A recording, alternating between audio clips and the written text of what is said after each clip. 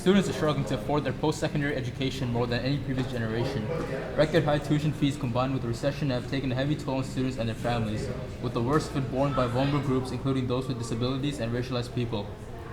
Rapidly increasing students' costs and a lower than average availability of summer work have contributed to an increasing number of students working during the school year and have a negative effect on a student's academic performance, particularly when the student is working more than 20 hours per week, an occurrence that is becoming much more common.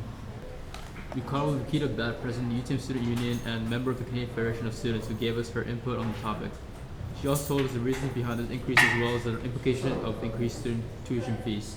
Students should not be at the age of 17, 18 worrying about mortgage-sized loans. An individual in my generation is never going to be able to be rid of debt. I think something that we also need to remove is the culture of debt that we're going into, and kind of look at education as something as an essential service.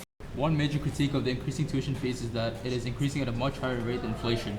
This means that tuition fees are much more expensive than the average citizen is able to make. When you tie tuition fees to inflation, our tuition fees would be much lower. They would be around $3,000 to $4,000.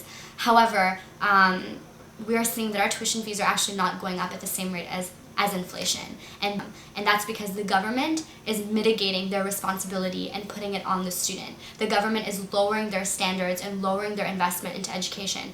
If tuition fees keep on going up, the sad reality is my children will have to pay around $100,000 for a 4-year degree, and that is something that I will not sit quietly about.